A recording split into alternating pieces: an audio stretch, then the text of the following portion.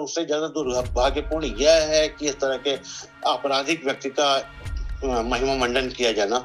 मुझे बहुत दुख के साथ कहना पड़ रहा है कि विधानसभा में इस तरह के आपराधिक प्रवृत्ति के लोगों का इस तरह से उदाहरण दिया जाना, इस तरह से महिमा मंडन किया जाना, ये बेहद गलत है।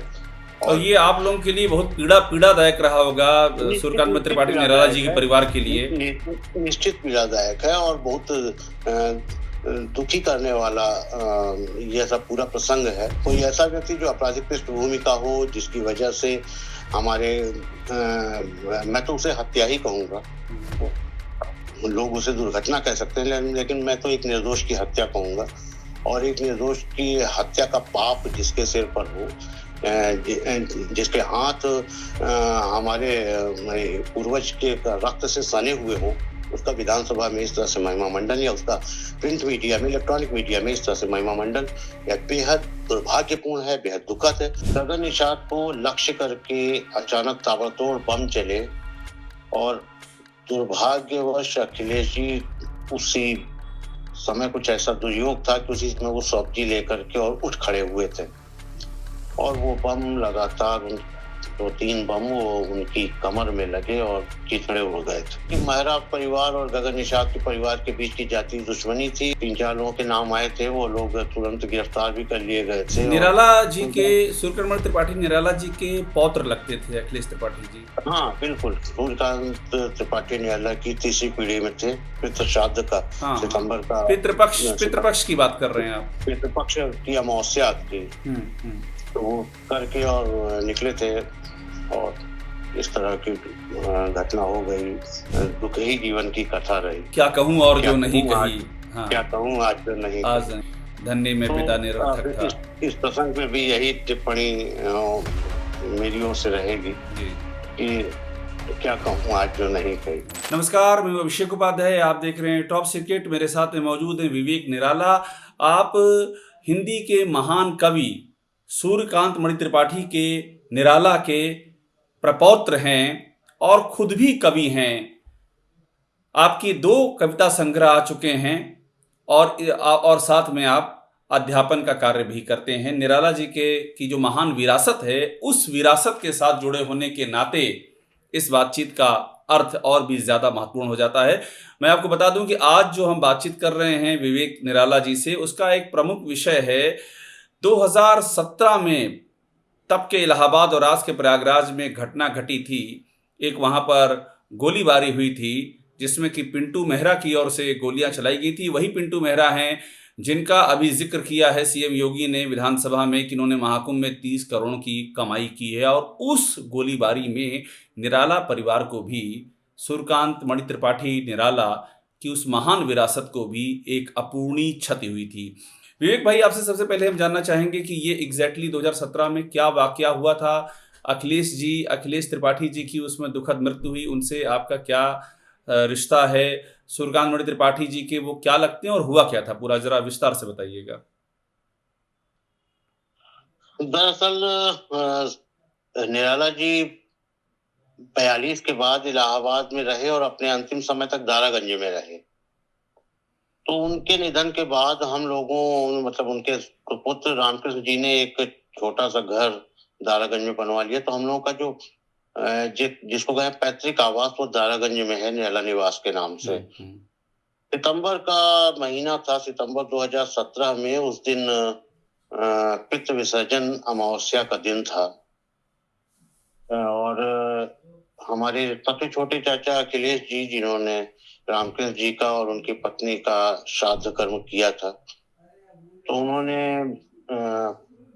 परंपरागत तरीके से अपना शिविर मुड़वाया था। मैं तो उस समय खैर अपने नौकरी पे था, भरवारी गया हुआ था, लेकिन मुझे पता चला कि वो फिर ये श्राद्ध कर्म करने के बाद दारागंज चौराहे पर एक सब्जी मंडी लगती है, चौराहे से थोड़ा आगे, वहां वो सब्जी खरीदने गए थे, स्कूटर से गए थे। तो वो सब्जी अमूमन सड़क पर सब्जी के दुकानें लगती हैं और उसमें होता ही है कि लोग सब्जियां छांटते हैं, उनसे तुलवाते हैं और फिर लेकर के आगे बढ़ते हैं।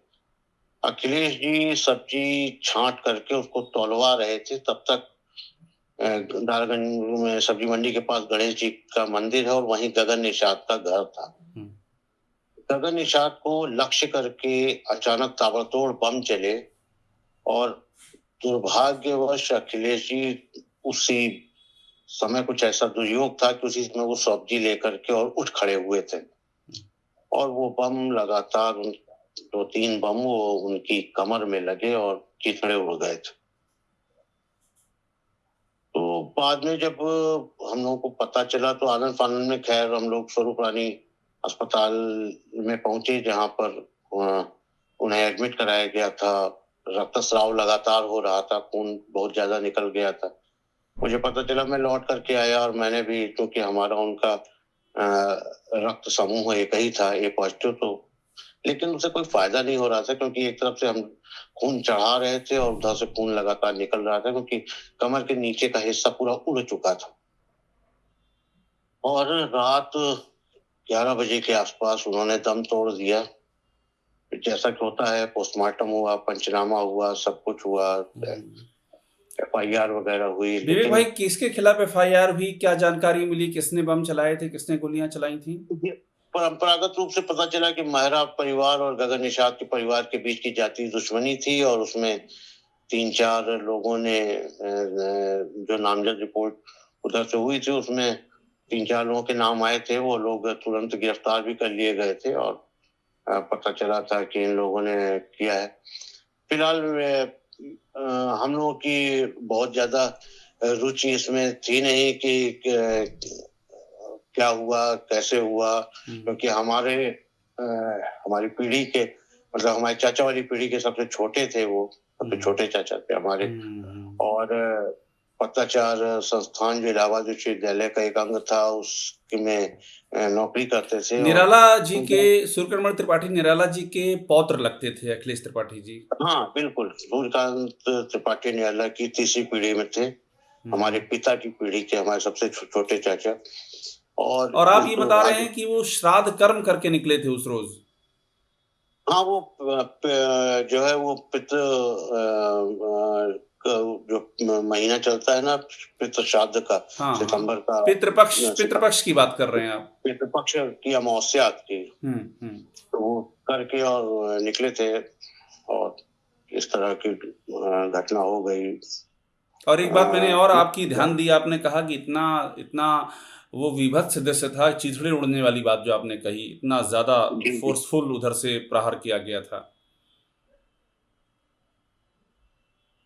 तो बाद में मुझे मतलब पता चला कि शायद ये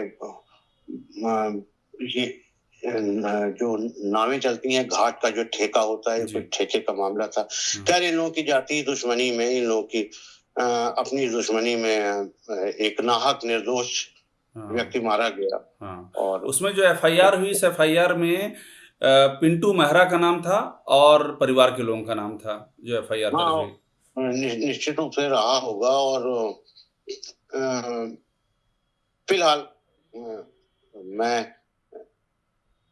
क्योंकि इस घटना को जो है 7 साल से ज्यादा का समय हो गया। तो आप लोगों से भी इस मामले में कुछ, परिवार से भी कुछ, पुलिस ने इस मामले में कुछ गवाही वगैरह कुछ की, क्योंकि क्रिमिनल केस हो गया था? अब वहां पे तो हम लोग थे नहीं, पंचनामा में हम लोगों का था, तो अब दशरथ चश्मदीद गवाही में तो हम लोग कोई थे नहीं, हम लोगों ने देखा नहीं था घटना को, सिर्फ सुनी सुनाई बातें थी। पता चला जैसा कि लोगों ने बताया, जैसा पुलिस ने बताया, तो उस तरह के गवाह का तो कोई मसला था नहीं हम लोगों की ओर से। बस ये था कि हाँ, जिस तरह से दुर्घटना घटी और बाद में ये घटना हुई बाद में, क्योंकि हम लोगों का इन्वॉल्वमेंट तो बाद में शुरू हुआ ना, जब पता चला। लेकिन कुल मिला के बेहद दुर्भाग्यपूर्ण था। और उससे ज्यादा दुर्भाग्यपूर्ण यह है कि इस तरह के आपराधिक व्यक्ति का महिमा मंडन किया जाना। मुझे बहुत दुख के साथ कहना पड़ रहा है कि विधानसभा में इस तरह के आपराधिक प्रवृत्ति के लोगों का इस तरह से उदाहरण दिया जाना, इस तरह से महिमा मंडन किया जाना, ये बेहद गलत है। और ये आप लोगों के लिए बहुत पीड़ादायक रहा होगा, सूर्यकांत त्रिपाठी निराला जी के परिवार के लिए। निश्चित पीड़ादायक है और बहुत दुखी करने वाला यह सब पूरा प्रसंग है। और कोई ऐसा व्यक्ति जो आपराधिक पृष्ठभूमि का हो, जिसकी वजह से हमारे मैं तो उसे हत्या ही कहूंगा, लोग उसे दुर्घटना कह सकते हैं, लेकिन मैं तो एक निर्दोष की हत्या कहूंगा। और एक निर्दोष की हत्या का पाप जिसके सिर पर हो, जिसके हाथ हमारे पूर्वज के रक्त से सने हुए हो, उसका विधानसभा में इस तरह से महिमा मंडन या उसका प्रिंट मीडिया में, इलेक्ट्रॉनिक मीडिया में इस तरह से महिमा मंडन यह बेहद दुर्भाग्यपूर्ण है, बेहद दुखद है और हम सबको पीड़ा और पहुंचाने मुझे ये वाला भी है। हैरानी हो रही विवेक भाई कि मतलब प्रयागराज में स्थिति ये है, मैं भी वहीं से पढ़ा हुआ हूँ, आपकी भी वही कर्मभूमि रही है।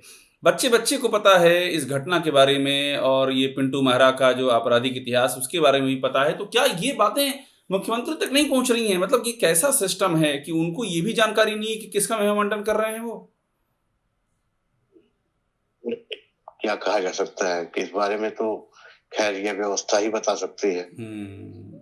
लेकिन आप लोगों के लिए ये पीड़ादायक है काफी। निश्चित रूप से, क्योंकि मुझे याद है निराला जी की हम बात करते हैं तो वो जो भावनात्मकता, आज भी मुझे वो सरोज स्मृति उनकी याद आती है। 19 पर जो प्रथम चरण 13वां जीवन सिंधु तरण, कन्ये कर ली दृक्पात तरुण, जनक से जन्म की विदा अरुण। मतलब जो कवि ये लिख गया है कि धन्य मैं पिता निरर्थक था, कुछ भी तेरे हित ना कर सका अपनी बेटी के लिए। जो उस गरीबी और उस भाव संवेदना को जो जीते हुए जिन्होंने कालजयी रचनाएं लिखी, उनके परिवार को जो झेलना पड़ा, उसकी पीड़ा का भी एहसास ना होना, ये भी बड़ी अपने आप में, मैं क्या बोलूं आपको। हाँ, दुखद है। और निराला की पंक्ति से मैं इस पूरे प्रसंग पर टिप्पणी करना चाहूंगा कि दुख ही जीवन की कथा रही, क्या कहूं और जो नहीं कही। हाँ, क्या कहूं आज जो नहीं आज कही। धन्य में पिता निरर्थक था। इस प्रसंग में भी यही टिप्पणी मेरी ओर से रहेगी जी कि क्या कहूं आज जो नहीं कही। अब क्या कहूं 7 साल के बाद इस पूरे दुखद प्रसंग पर अब हम लोग और क्या कर नहीं, मैं सकते समझ हैं, सकता हूँ, मैं समझ सकता हूँ विवेक भाई। बहुत बहुत धन्यवाद हमसे बात करने के लिए। आपने अपनी बात कही, अपनी भावनाएं रखी, और इसके लिए मैं आभारी हूँ आपका।